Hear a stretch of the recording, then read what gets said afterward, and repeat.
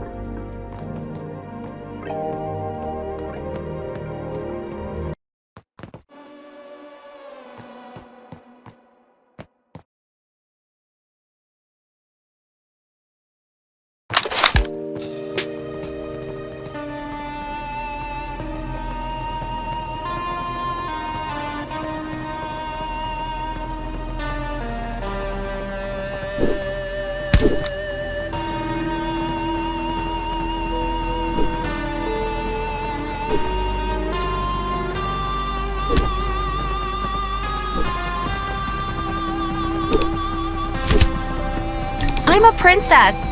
I love dressing up for the holiday. I'm so happy dressed like this. I wear what I want.